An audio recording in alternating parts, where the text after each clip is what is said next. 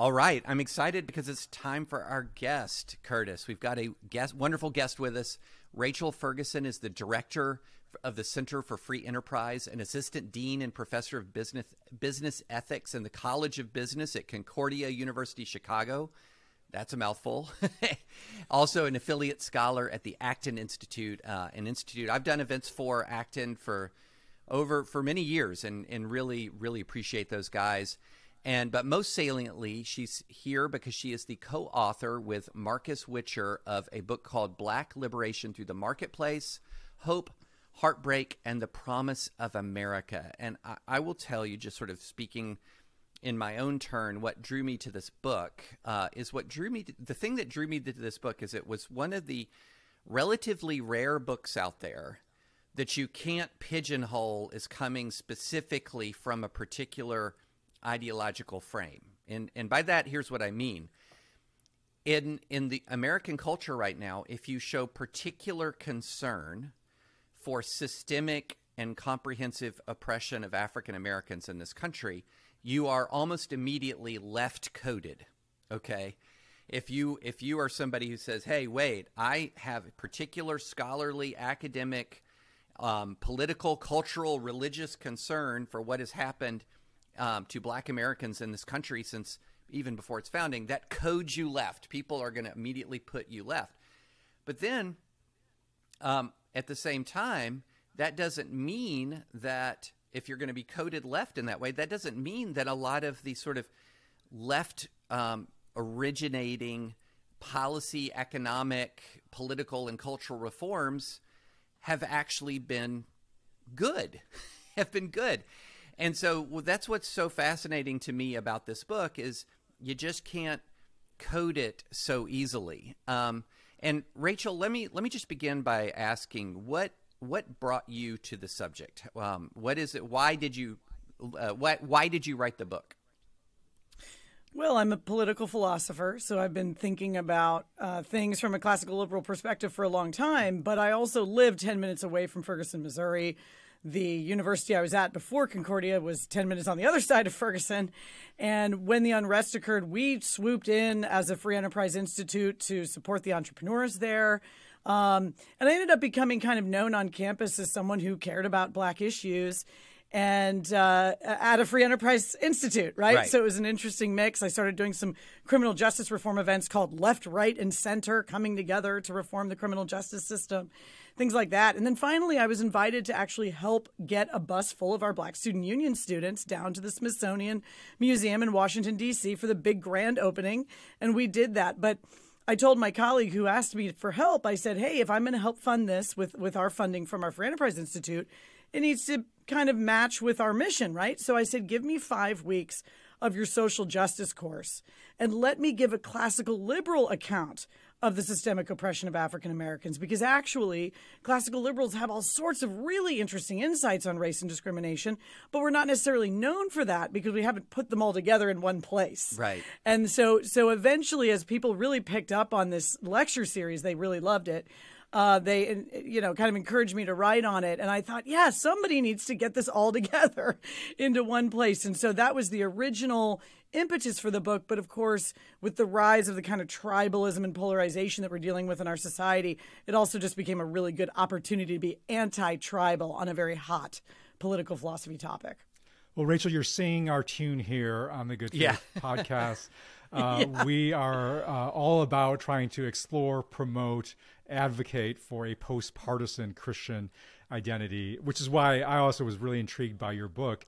And you actually begin the book with this idea, by addressing that very head on with this idea of unbundling, that we need to unbundle our convictions on issues. So say a little bit more. What needs to get unbundled for, in your opinion, for us to have a helpful approach towards race, regardless of who we are? Yeah, so many things. And I think our bundles have gotten tighter recently, in case you haven't noticed, in the last 5 or 6 years. And so in a way, party platforms are strange things, right? You have to bundle things together that don't necessarily follow from the same philosophical principles. And you can actually look back in history and see how things could have gone a very different way. For instance, the first wave of feminism was very pro-life. And there was actually a moment at the beginning of the second wave where it was a little bit up in the air what was going to happen. And one party pushed it one way. Same with environmentalism, right? You see a lot of the early environmentalist thinkers being really conservative. Teddy Roosevelt, caring about conservation. And so in many ways, we think of things as going together that don't have to go together philosophically. Just because of some historical accidents, they tend to be associated with one another. So why should I know what you think about abortion if I know what you think about Afghanistan? Right. Those things don't necessarily have anything to do with one another. Or if they do, it's way back in the philosophical principles, right? And so so there's so many things that need to be unbundled. I could almost tell you to just read the book to hear about all of the various things. But I think one of them is really this question of justice, social justice, right? And so I start out in the book saying it's true that some people use the term social justice to mean something like perfect material equality of outcomes. Mm-hmm.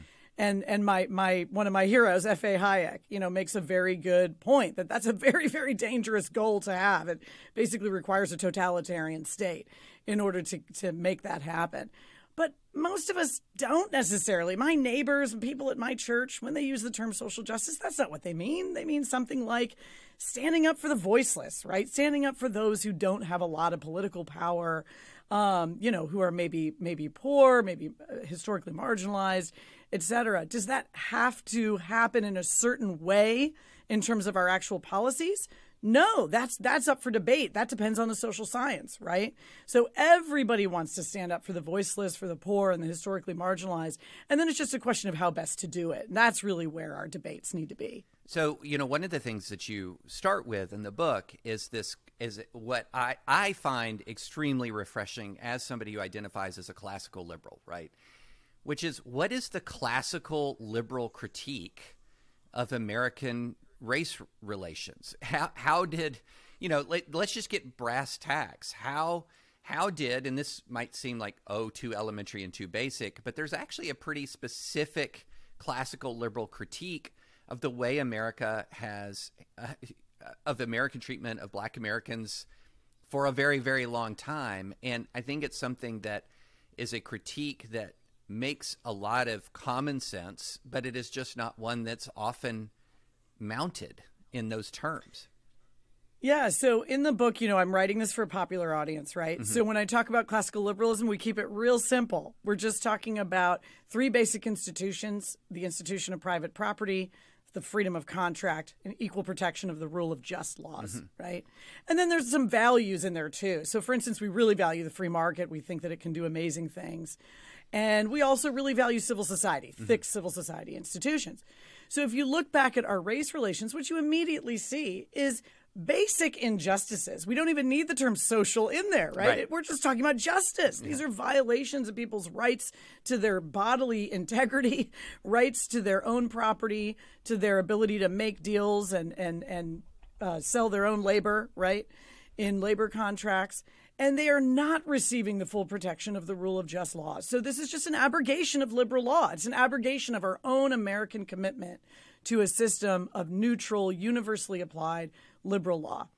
And so we can take that right on through. I mean, for instance, you can see after emancipation, just the huge amount of municipal and state laws that had to be put into place in order to create white supremacy mm-hmm. and to shove people apart who actually had been living together or very near each other.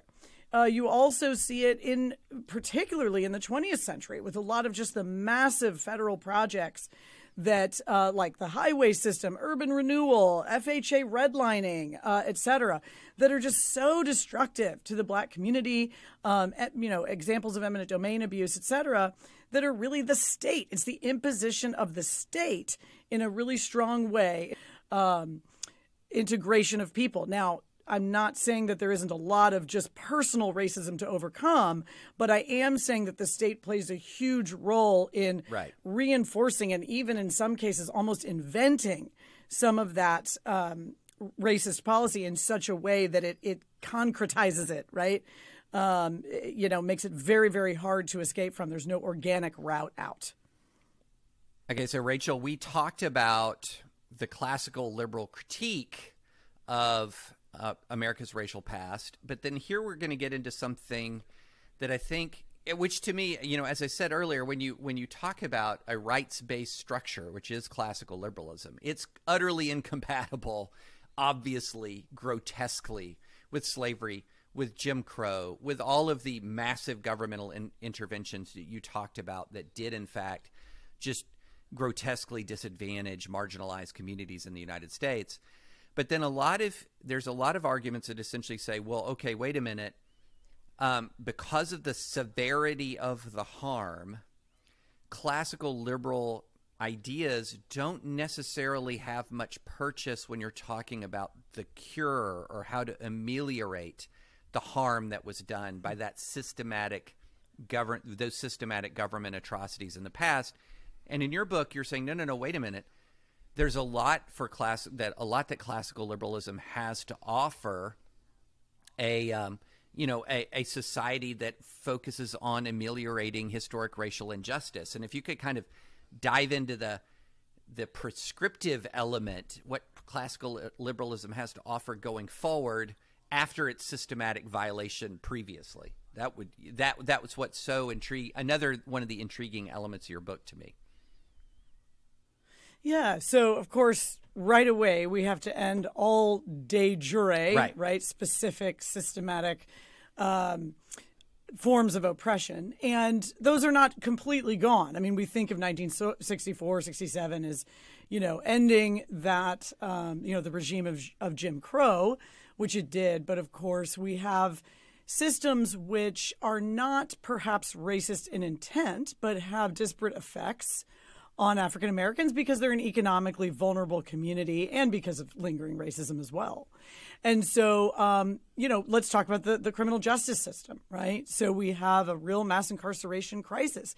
And this is another area where we can lean into this anti-tribalism. I bring out this book, Prison Break by Stephen Tellis, right, where he talks about how conservatives turned against mass incarceration. What's interesting about this is it actually goes back to prison fellowship, right? And Chuck Colson bringing attention to imprisoned people who, were getting worse and not better, or who were committing crimes that, they were knuckleheads, right? But we didn't need to keep them in prison for decades and decades. Realizing that a lot of these long sentences weren't actually incentivizing anybody to avoid committing any crime, right? That doesn't really work.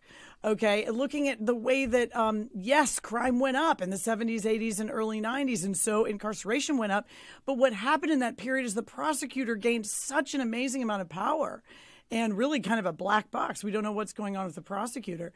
That, once crime started plummeting in the mid-90s, you saw incarceration just continue to increase in a way that was really disjointed and unconnected from questions of safety and proper retribution. So criminal justice reform is a huge one. We also look at just basic economic freedom and economic growth. This is an area where I think a lot of people have a stereotype in their minds that if you care about economic growth, you care about CEOs, you care about rich corporations or something like that.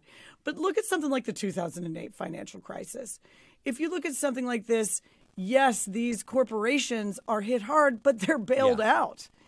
And many middle and upper class people are back to normal by 2015, but the poor are not. The recession lasts longer for them. The recession hits them harder because of the concept of marginal utility. If the economy is not going well, that's fewer jobs, that's fewer opportunities, that's fewer scholarships for college. That's things that make life-changing differences to the poor that are actually not as significant, really, to the rich. And so economic growth is incredibly important. And, of course, you see things with regard to economic freedom like occupational licensing reform and things like that, like small-time entrepreneurs who are trying to get started, but they're getting trapped in these crony capitalism policies, right, that are trying to create regulation in order to shut out the startups.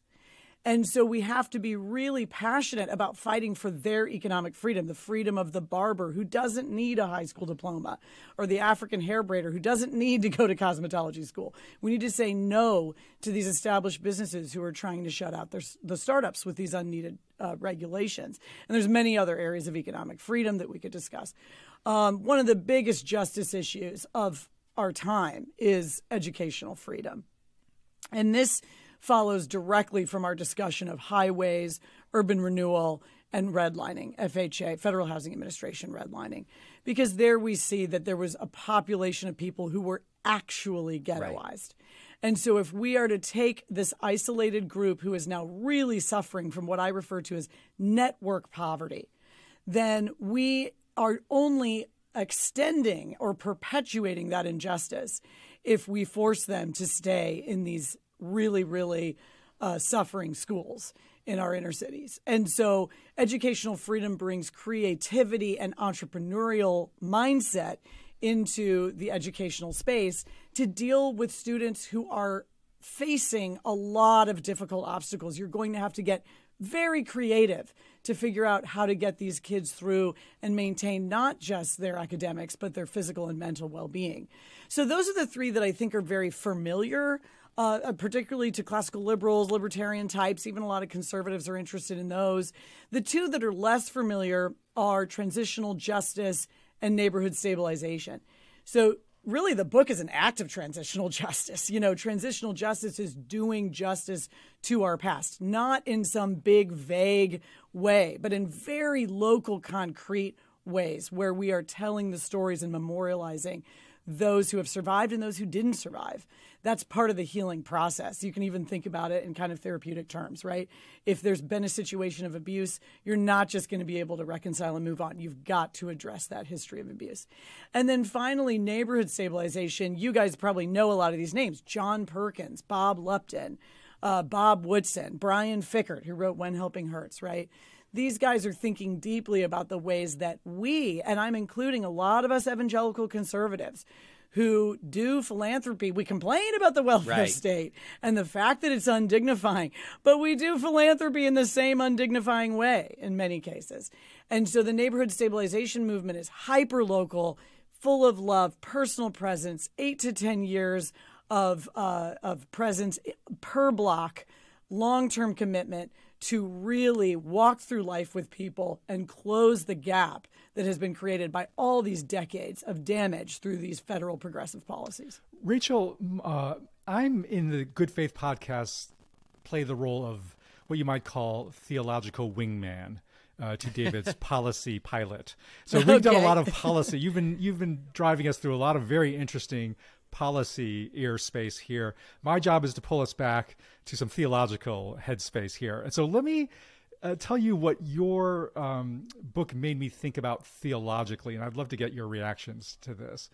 So theologians, early church theologians especially, spent a lot of time trying to get very precise on the nature of evil and the origin of evil. And it's actually a really critical issue for them because they wanted to preserve the belief, the doctrine from Scripture that creation was good. Creation was good, but then there was a fall. But originally, creation was good. And they fought for this such that they even defined evil as not as an independent entity, not as a creative force, but really evil was always like a parasite. It was a corruption of something that is good. The fall is Augustine's term is a privation of a good, a corruption or distortion of what was originally good. Now, this may seem like, why are you talking about this, Curtis, this abstract theological concept? Well, it actually makes a real difference when you actually think then, well, where is their hope? Because if creation is fundamentally and inherently evil, or has a part of it that inherently is evil, then the only answer is eradication of that creation or that humanity, because it's inherently evil. So all you can do is to eradicate it or replace it. But if you cling to the notion that creation originally was good and humanity was originally created good, but has been corrupted, then you hold out the hope for redemption. And redemption is different than replacement. Right? Redemption is repair, not eradication. So the reason why I go through this length is because I kept thinking about this theological concept when I was reading your book, and I guess by analogy, it struck me that you're trying to make a similar move when it comes to the marketplace and when it comes to capitalism. That you are trying to, and this is what I want to get your feedback is, it seems to me like you're trying to narrate a historical case that shows that capitalism is not inherently evil, that it is not baked into its very ontological, very, very nature, so that it can actually, you're holding out hope for its redemption. And I found that really interesting, and I wanted to see if have I read you correctly, and do you is that really what you're trying to do, and if so, why are you trying to create a narrative such that capitalism is not inherently evil, but actually that even its past evils, which you acknowledge and you describe, are viewed as actually as corruptions or privations of a good rather than inherent to it? Yeah, what an interesting metaphor. I excuse me. I studied philosophy at St. Louis University, so I'm very familiar with everything you're describing with the theology. And I like your idea of looking at that metaphorically. I want to make a couple of clarifying comments. So one is capitalism is a very hard to pin down word. People are using it in a lot of different ways, particularly if you notice in my chapter 2, I talk about the new historians of capitalism, and they're kind of grabbing at anything that's done for the sake of profit, and they're calling that capitalism, which of course then slavers are capitalists, right? And also capitalism would not be anything recent, right? It would go all the way back, through history, because everyone's always been after profit. And so that's a little too sloppy for me. And so we actually don't use the term capitalism for that reason. We use the term free markets because we want to be clear that we're talking about a system which is based in those three institutions I mentioned earlier: property, freedom of contract, and the rule of just laws. And so that's going to include, for instance, the protection of your personhood, right? So human beings could never be traded in a free market. So I want to make that clear. And then I also want to just admit that, as the way I sometimes jokingly put it, capitalism has a cronyism problem. Okay. And that's just true. Every system has the thing that it struggles with, right? Just like maybe in democracy, we have to guard against mob rule, right? And so we have to have some things to balance that out. Similarly, free markets, if you have a state at all, you always have the temptation for those businesses that are established to use the power of the state to shut out their competitors. And this goes all the way back to Adam Smith. Adam Smith said this, right? He said, don't leave businessmen alone in a room for 10 minutes or they'll collude against the consumer, okay? So it has its struggles just like any system would. There's no perfect system this side of the kingdom, of the full realization of the kingdom of God. So that's true. But you're absolutely right that I'm holding out hope really on two counts. I mean, one count is that in the marketplace, particularly with Christians, with Jesus-loving people who are checking their selfishness, checking their envy, caring about the poor, caring about charity, bringing that notion of Christian charity into the picture, that they can take advantage of the really excellent resource allocation that you get in a free market economy while softening the harsh edges, right, that you get in a free market. And that would, of course, be the ideal. But I also think it's really important to point out that, part of a free market is that you're letting people express their own creativity and act on the local knowledge that they have. In other words, you could argue that it is an extension of our commitment to the dignity of the human person, right? So the human person does need to have control over their own body. They do need to have property within which they can move and act and realize their will. We all do have our little kingdoms. We need to submit them to the kingdom of God, right? But it is still ours to steward. Okay. And so I think it does flow from this imago Dei concept, this concept of really honoring the dignity of the individual. And then along with your theme there about hope, I want to bring in really the hope with regard to American racial healing, because you do see almost a similar argument about the Constitution and the founding that you described about the origin of man, right? What if the evil is baked in? What if it's a substantive thing that we can't get rid of? And what I want to argue is no, the slave system is a holdover. It's a terrible baggage that's being brought in to one of the first attempts at a really, truly liberal society. And so it drags it down in many ways, but the founders are very aware of what a threat it is. They know that it's not compatible with a free society. They know that it could spell its doom. And we did fight a war, right? And we did overcome Jim Crow finally, in order to move forward with a truly free and liberal society. And so I think that we need a narrative that is saying, yes, we can acknowledge our painful history of race, and yes, we can hold on to the American project. That's what Frederick Douglass did. That's what Martin Luther King Jr. did. Hold ourselves to the principles that we stated in the Declaration. That's the moral leverage that the Black community has always had to hold America accountable for its crimes against them. So, Rachel, one of the reasons why I wanted to talk to you is that I've noticed in the online world that we live in that you have a way of communicating, I think, to conservatives about raising the reality of past injustice and the existence of present injustice. And here's the important third part of this: responsibility to deal with both without making people on the right really angry. And here's what I mean. It's well, I haven't seen it. If you do, I've missed it. But so here's what I have seen is I have seen when you talk about the past and you say that past implies any kind of present responsibility, many people hear you say, are you trying to put the guilt of my ancestors on me? Okay. Whereas right. You're saying, I'm saying, no. You didn't do obviously what your ancestors did, but as a citizen of a country that still lives with the legacy of what those ancestors did, there's a responsibility that we have to creatively and with love try to ameliorate the effects of all of that injustice. And, what I was just wondering is, as you are talking in these spaces with people who are, quite frankly, not used to engaging on issues of historical injustice, what are you finding the resistance points? Because for me, the main resistance point is people are willing to acknowledge history. They are not willing to acknowledge any kind of ongoing responsibility to deal with that history because that codes as guilt, if that makes sense. Yeah, that's a great question.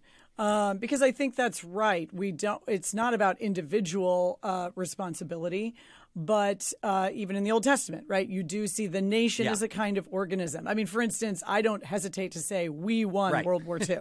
Right. And no one says to me, well, you weren't there. You didn't fight World War II, right? I'm an American. I'm proud of us. We won World War II. So what does that mean? I'm also ashamed of Jim Crow, right? Because that's my country too. And so, so I think that parallel holds.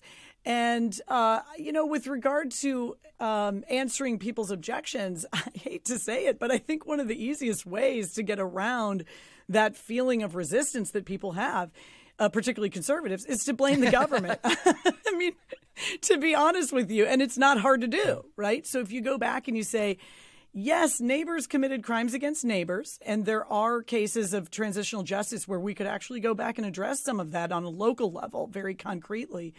But ultimately, the most destructive and disruptive things to the Black community that just absolutely exploded their civil societies, their main streets, their burgeoning economic centers were the actions of the federal government, right? Huge federal projects that, were spending money to the level of wartime, right? Something like, the federal highway system or urban renewal. And these are policies that violated people's property rights, their eminent domain abuse. So what I find is that if you talk to conservatives and libertarians in their own language, the language of property rights, the language of anti-progressivism, right? And I don't like the progressive mindset. I think central planning fails. And so I think there's a hubris in the progressive mindset. I agree with conservatives on that, right? And so oftentimes if I'm able to articulate what went wrong by sort of blaming the right people, if you know what I mean, then it's a lot easier for people to say, the federal government has a responsibility and we as citizens and voters to repair some of this past damage. or just as citizens to be alive to the ways in which communities have remained deeply vulnerable to injustices that are current. So we may not be aiming at that community with a current policy, but if they're already economically vulnerable from decades past, we need to put special attention on righting those wrongs. Well, Rachel, it seems like one of the things that you're trying to unbundle, to go back to our original theme of that intellectually you're trying to unbundle some things and morally and spiritually unbundle some things. You know, speaking to the progressive side, and I work in the nonprofit sector in the Bay Area, the most progressive sectors around, there is this bundling that happens, I think, in my sector, between recognizing systemic problems and injustices, including both past and present, and believing the only answer is some sort of state-run, government-run, top-down effort of solution. And that mental bundling is really does pervade, I think, the progressive mindset, right? That because we have systemic injustice, we therefore need state top-down solutions to that. And so you end up with this situation where both sides then are fighting for control over this state, government, national state government apparatus, thinking it is the only way we can have our way.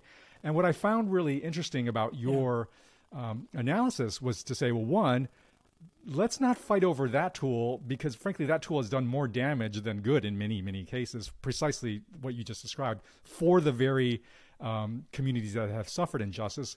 And two, if we expand the range of tool sets, if we can agree that the problem is systemic, but don't jump to the belief that must be bundled with this one solution, it actually opens up a lot of creative possibilities of a broader set of toolkits we can look at that involve civil society, especially, and you especially write as a paragon of civil society as the Black church as a critical sort of force for liberation, for addressing injustice. I wonder if you could speak more to that and expand even beyond just the Black church. I'd love to hear you about that, but I think that's really clear. But what for white Americans, for instance, who aren't part of a Black church? What is the civil society, the non-state driven, non-top-down solution to the systemic injustice, especially around race? Like, what can white Americans do in their own civil society institutions? Yeah, great question. I mean, I just have a phrase that I repeat over and over again, which is that the state can cause problems that the state cannot fix. And we just have to own up to that. But give an example one of the that. best. Sure, yeah. I mean, one of the best examples of this is looking at the ghettoized neighborhoods that I mentioned earlier. And I'm using that term in the, denotative sense, right? Actually, people who have been isolated through policy into one part of a city in a way that cuts them off in many ways from others. And so what I'm suggesting is that we simply need to face the fact that we have problems, even though they were caused by the government, that cannot be fixed by the government. They simply cannot be. And so I can imagine, for instance, let's imagine that I get everything I want. I get economic freedom. I get educational freedom. I get criminal justice reform. Even if all of those wonderful things happened, that would not solve the problem in those neighborhoods. Why? Because civil society has broken down. You have neighborhoods where there are no employment networks, where family structure has broken down, where crime has spiraled out of control. Okay. And so they are not in a position to have the bandwidth to take advantage of many of the things that would become available if all of my favorite policy prescriptions, that I believe would become available if all of my favorite policy prescriptions went through. And what does that mean? That means that the only solution is civil society, right? Because people need face-to-face, deep personal presence in their lives to walk through and repair what has been lost. And so what do we say about the actual institutions we're talking about? A couple of things I'll just throw out here. I do have an entire chapter on the Black church. I go back through the history, which was a wonderful time for me of research. It was just a blessing, really, to research the history of the Black church, an incredible institution. Very interesting that's happening just now. I'd actually love to hear what David has to say about it. If it's possible for us to truly let funding follow students in terms of educational freedom, could the Black church be empowered again, as it was historically, to be the great educator of Black America, almost the way that, or I should say of elements of Black America, almost the way that the Catholic Church helped so many immigrant children to enter into our economy? I think that's a really interesting thought. With regard to the neighborhood stabilization movement, this can be frustrating to people because it's so decentralized. It's literally block by block, and you have to find the organizations that are doing it the right way, right? That they're really approaching people in a dignifying way and they're empowering them economically, not just helping them survive till next week, right? They're really doing something that's going to be transformative in their lives. I'm not asking every white Christian who loves Jesus to move into the inner city. That's not what I'm asking. I do think that there are some people who will have that calling, Black, white, Asian, whatever, who will have that calling almost like a missionary would have a calling. But the rest of us need to support that person with our networks, because what is missing in these communities is networks, economic networks of employment, for instance. So, how did you and I get our first job? I don't know. My buddy Jeremy told me the roast beef place was hiring, so I went and got a job with him, and that's how it usually goes. You're in an area where people are doing things a certain way, and so you do them a certain way. And the same is true for marriage. I mean, that you can actually see this in the data, that if you're in a neighborhood where people get married, even if you don't have a dad, you will actually benefit a lot from just seeing married life elsewhere on your street.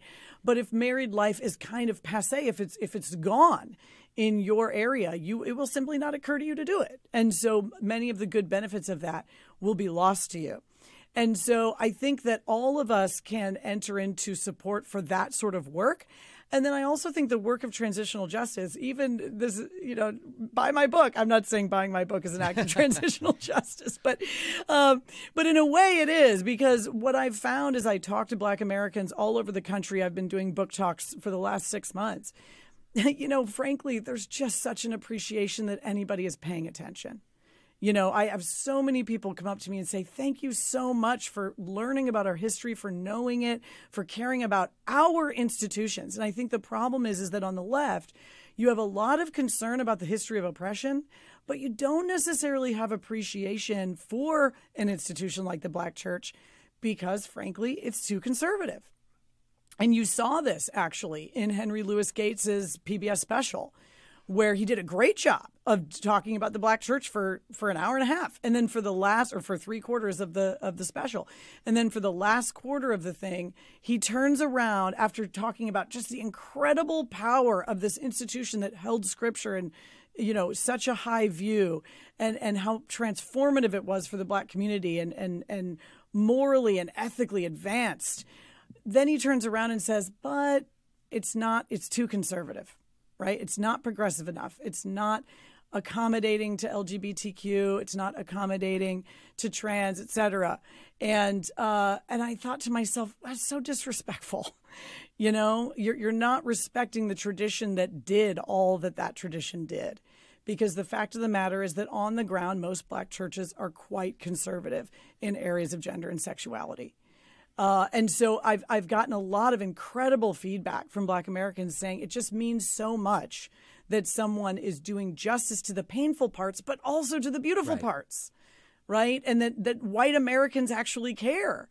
And as I go around to conferences and give talks on this book, my white American colleagues are ecstatic to learn about this. I mean, they are so grateful that someone has put this all together into one place so that they can speak with more grace and intelligence into American history and with their Black neighbors than they have in the past. And so that's a huge part of what we can do. You raised something interesting here that I have seen crop up, not just about race, but in a number of fronts, which is if I agree with somebody on 70% of things, I'm going to drill down on the 30% of disagreement, so that that's right. Yeah. So that my 70% friend becomes my 100% enemy because they're not with me on the remaining 30%. That's right. And I see this in the race conversation all the time.